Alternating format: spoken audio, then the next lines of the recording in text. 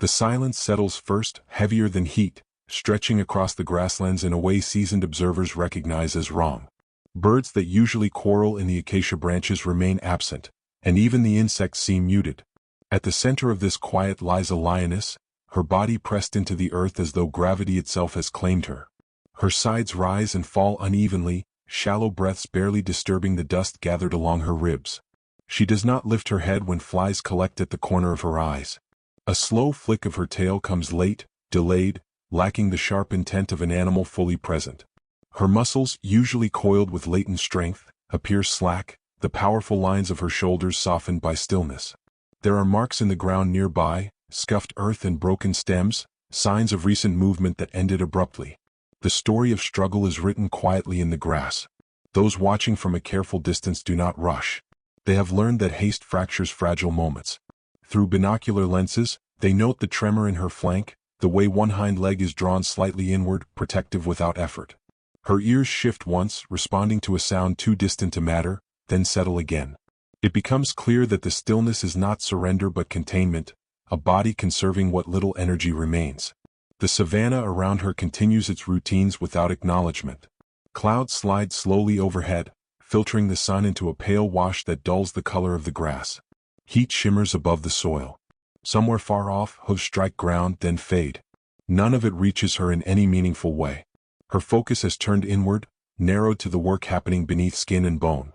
Her breathing changes again, a longer pause between inhales that draws attention from those observing. One of them lowers their voice instinctively, murmuring, "Easy now," though the lioness does not react. The sound is less for her than for the moment itself, a reflex of shared tension. No one moves closer. There is no intervention to offer yet, only vigilance. A faint ripple passes through her abdomen, subtle but unmistakable.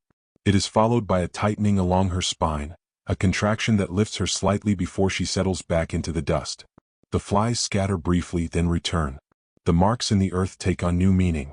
This is not injury alone, nor exhaustion from a hunt gone wrong. The struggle is internal, deliberate, and dangerous in its vulnerability. Her jaw opens, releasing a low sound that barely carries more breath than voice. It is not a call, not a signal meant to summon help. It is simply release. Her eyes remain half-lidded, unfocused, conserving awareness. Every movement costs her, and so she chooses them sparingly, instinct guiding restraint. Those watching exchange glances but no words. Experience tells them how precarious this threshold can be. Predators are not spared by circumstance. Weakness invites risk. Yet the savannah holds its breath with her. No hyenas appear on the horizon. No rival lions test the air. For reasons that cannot be measured, the moment remains contained. Another contraction moves through her, stronger this time, shifting her weight. The grass beneath her chest bends flat. Her claws flex once into the soil, anchoring her. The flies lift again, and in their absence the shape of her body tells the truth clearly. Something is coming, pressed close to the edge of the visible world. As the light begins its slow descent, shadows lengthen around her form. The wind moves through the grass in a single gentle wave, brushing past her whiskers. She exhales, long and rough, and the savannah exhales with her, holding steady as the quiet deepens. Concern does not arrive suddenly. It builds through small confirmations, each one tightening the air around those who watch. The lioness shifts again, slower this time, and the movement reveals the roundness of her belly, fuller than before, drawn taut beneath her fur. What first appeared as collapse now reads differently. Her body is not only failing, it is carrying weight meant for the future. Her breathing grows more deliberate, each inhale pulled carefully as if measured. Between breaths, there is a pause that stretches just long enough to be noticed. A faint sound escapes her throat, low and rough, then disappears as quickly as it came. It is not a call. It is a response to pressure, to the slow tightening that rolls through her abdomen again. The distance from her pride becomes impossible to ignore. No shapes rest in the grass nearby. No familiar scents drift toward her on the wind. She is alone in a place that offers no cover beyond low grass and scattered shrubs. The openness that once allowed her to hunt now leaves her exposed, every movement visible, every weakness written plainly against the earth. Another contraction moves through her, stronger than the last. Her flank tightens, then releases. She shifts her forelegs, scraping the soil as she tries to find a position that offers relief. The effort costs her. When she settles again, her head remains lowered, chin close to the ground, as if lifting it would take more strength than she can spare. Those observing mark the signs quietly. The shallow breaths. The way her ears flatten briefly during each wave of strain. The slight tremor that passes through her hindquarters. Labor has begun, and it has begun early or late or simply at the wrong place in time. In the wild, there is no ideal moment. Only moments survived. Her body speaks in subtle language. The tightening along her spine. The way her tail lifts then falls. A thin line of moisture darkens the fur beneath her, barely visible but unmistakable to trained eyes. She responds not with panic but with endurance, letting the process move through her as best it can. The sun climbs higher, warming her back, drawing more flies to her stillness. She flicks them away weakly, then stops trying. Energy is something she must ration now. Her focus narrows further inward, every instinct turned toward the labor unfolding without witnesses from her own kind. A breeze passes, carrying distant scents that mean nothing to her in this moment. She releases another sound, softer this time, and one of the observers murmurs under their breath, "She's trying." The words remain close, not meant to travel. The lioness does not respond, but her body shifts again, aligning itself with the ground as if seeking balance. Time stretches. Minutes pass indistinguishably from one another. Between contractions, she lies nearly motionless, gathering herself. When the next wave arrives, her muscles tense visibly, and her breathing quickens, shallow and strained. The effort pulls a faint rasp from her chest, then fades. The danger is not only the birth itself. It is her weakness, the absence of protection, the exposure that comes with labor in open land. Every pause between breaths feels weighted. Every still moment invites risk. Yet nothing comes. The savannah remains unusually quiet, as though granting her this fragile margin. Her eyes open wider now, more alert despite exhaustion. They track nothing in particular, fixed somewhere beyond the grass, beyond the sky. Another contraction lifts her slightly, and she presses her paws into the soil again, grounding herself as the pressure builds. The wind moves through the grass once more, brushing against her flanks. Dust rises, then settles. She exhales slowly, deeply, and the sound lingers for a moment before dissolving into the open air. The decision to move closer is not made lightly. It comes after long minutes of watching, measuring the rhythm of her breathing, the spacing of her movements, the fragile pattern holding her upright. One man steps forward from the stillness, his pace slow enough to seem almost hesitant. Every step is deliberate, placed to avoid startling the ground, to keep the air unchanged. He does not walk directly toward her. He angles slightly, keeping his body turned sideways, posture low and open. His hands remain visible, empty. The space between them shortens in careful increments, each pause allowing her to register his presence without urgency. The wind favors him, carrying his scent away rather than toward her. The lioness notices. Her ears lift, rotating toward the sound of his steps. Her head rises a fraction, just enough to bring one eye into clearer focus. There is no snarl, no baring of teeth. Only a fixed stare, heavy with exhaustion and calculation. Her chest rises and falls faster now, but she does not attempt to stand. Another contraction moves through her, drawing her attention inward again. Her body tightens and she lowers her head back to the ground, breath leaving her in a strained release. In that moment, the distance between threat and necessity blurs. Instinct weighs options without clarity. The man stops. He lowers himself further, reducing his height until he is closer to the earth than the sky. He speaks softly, barely above the movement of the grass. "Easy, just easy." The words are not commands.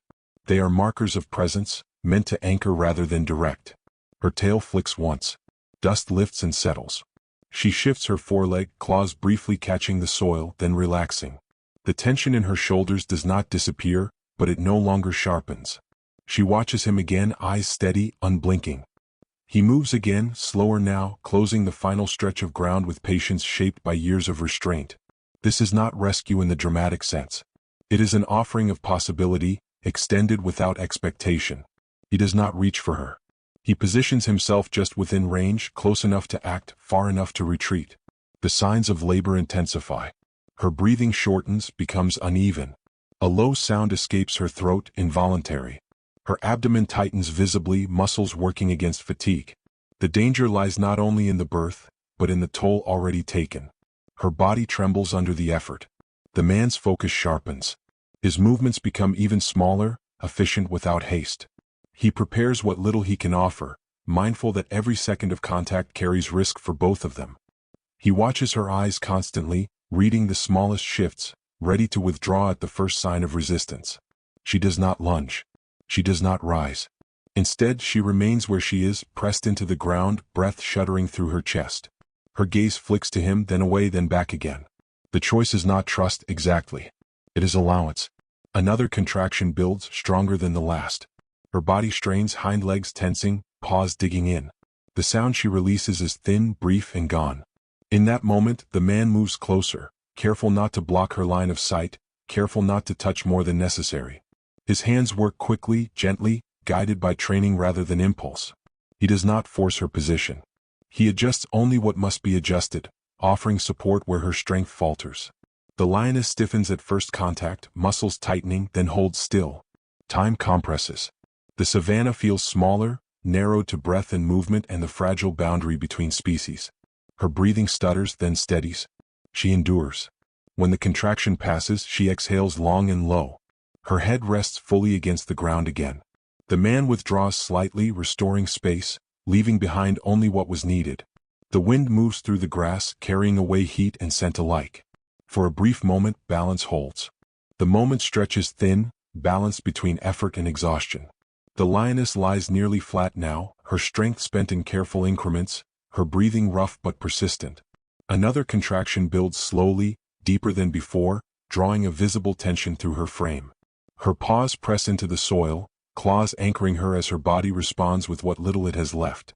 The man remains still, positioned just beyond her immediate reach. He does not touch her now. This part belongs to her alone. His attention follows the rhythm of her breath, the tightening of muscle, the release. The air feels dense, weighted by the knowledge that this is the narrowest point where outcomes divide. A final surge moves through her, unmistakable in its force. Her body lifts slightly, then settles hard into the earth. A wet sound breaks the silence, quiet but clear, followed by a pause that feels longer than it is. For a heartbeat, nothing moves. Then something shifts between her hind legs, small and dark against the dust. The newborn cub emerges without ceremony, sliding into the grass, still and slick, its body folded in on itself. The sound it makes is faint, more breath than voice, a fragile confirmation of life. The lioness does not move at first. Her chest heaves as she recovers, sides drawing in deep, uneven breaths. The cub lies where it has fallen, motion minimal, its limbs twitching weakly as instinct begins to surface. The distance between them is small, but the effort required to close it is immense. Those watching hold their breath. The man does not intervene. He knows better than to interrupt what must happen next. The savannah remains unervingly quiet, as if aware of the delicacy of the moment. Slowly, the lioness lifts her head. Her movement is unsteady, neck trembling with the strain. Her eyes find the small shape beside her, and something in her posture changes. Not relief, not triumph, but recognition. She shifts her weight carefully, dragging one foreleg closer, then another, inching her body toward the cub. Her tongue reaches out, tentative at first, brushing against the cub's side. The contact is brief, almost uncertain. The cub responds with a weak wriggle, a reflexive movement that draws another low sound from its chest. The lioness repeats the motion, more firmly now, cleaning, stimulating, guided by instinct older than memory. The man feels the change without seeing it directly. The tension that held the air tight begins to loosen. He exhales quietly, then murmurs, barely audible, "You're here." The words drift and disappear, meant for no one in particular. As the lioness continues, her movements gain steadiness. Each breath deepens, her body gradually reclaiming itself from the edge it hovered over moments before. The cub's motions grow slightly stronger, its small body responding to touch and warmth. Life asserts itself not loudly but persistently. Something else shifts, subtle but undeniable. The lioness's attention briefly lifts from the cub to the man. Their eyes meet for a fleeting second. There is no aggression in her gaze, no warning. Only awareness. Then she returns to the cub, turning her body to shield it instinctively, even from him. The man does not move closer. He does not need to. The window for intervention has closed, replaced by something rarer and more complete. He eases backward, step by step, restoring distance, allowing the space to belong to her again. As he retreats, the savannah begins to breathe normally once more. A bird calls somewhere beyond the grass. The wind moves through the plain, bending the stems gently around the small, huddled pair. The lioness curls slightly around her cub, her head lowering as her breathing evens out. The cub presses closer, guided by warmth and scent, its movements small but certain. Above them, the light softens, slipping toward afternoon, casting long shadows that stretch quietly across the land. The change does not come all at once. It arrives in small adjustments, almost unnoticeable unless watched carefully. The lioness's breathing steadies first, the harsh, uneven pulse softening into a slower rhythm. Her sides still rise heavily, but the pauses between breaths shorten, and with each exhale, a fraction of tension leaves her body. She shifts her weight, testing it. One foreleg presses into the ground, then releases. The effort is cautious, measured. Pain still moves through her, but it no longer overwhelms her. The cub remains tucked close against her belly, its body warm and damp, its movements faint but present. It presses instinctively toward her, guided by scent and contact rather than sight. After a long moment, she gathers herself and lifts her chest from the ground. The motion is unsteady, her muscles trembling as they accept her weight again. She pauses there, half risen, head lowered, breathing carefully. The cub slips slightly and she adjusts, curling her body inward to keep it close. Those watching remain motionless. No one steps forward. No one speaks. The moment belongs to her alone now, and interference would fracture what has been regained. With another deliberate effort, she pushes herself higher. Her hind legs straighten slowly, the strain visible along her flanks. For a brief second she sways, then steadies, standing fully at last. Dust falls from her fur in a soft cascade. She lowers her head immediately, checking the cub, nudging it gently with her muzzle until it responds with a weak wriggle. The cub's sounds are barely audible, thin and uncertain, but they are enough. The lioness adjusts her stance, positioning her body to shield it. Her tail flicks once, then settles. Strength is still distant, but balance has returned. She bends again, lifting the cub carefully in her mouth by the loose skin at its neck. The motion is practiced, precise, born of instinct rather than thought. The cub goes still as it is lifted, its body trusting the hold without resistance. She pauses once more, standing quietly as if orienting herself to the land again. The grass around them shifts with the breeze, parting slightly where her body moves. No other animals appear. The savannah offers no challenge, no interruption. It allows this exit without question. She steps forward, slowly at first, placing each paw with care. The cub hangs securely, its small body pressed against her chest. With each step, her confidence grows. Her head lifts a little higher. Her gait smooths, the stiffness easing as motion carries her away from the place where she nearly failed. Within moments, her body begins to blend with the grass, her tawny coat dissolving into the muted golds and greens of the plain. Only the movement of the stems marks her passage. Then even that fades. The humans remain where they are for a long time after she disappears. No one rushes to speak. The man who approached her earlier lowers his shoulders, releasing tension he did not fully realize he was carrying. Another steps back quietly, careful not to disturb the ground more than necessary. They leave no markers behind. No tracks they can erase, no trace of their presence beyond footprints already softening in the dust. The savannah resumes its sounds gradually. Insects stir. A bird calls again, tentative at first, then more assured. As the light continues its slow descent, shadows lengthen across the grass where the lioness once lay. The wind moves steadily now, bending the plain in gentle waves. Somewhere beyond sight, a cub presses closer to its mother, guided by warmth and instinct. And in the open land where danger and survival share the same ground, the quiet holds, not as absence but as balance restored.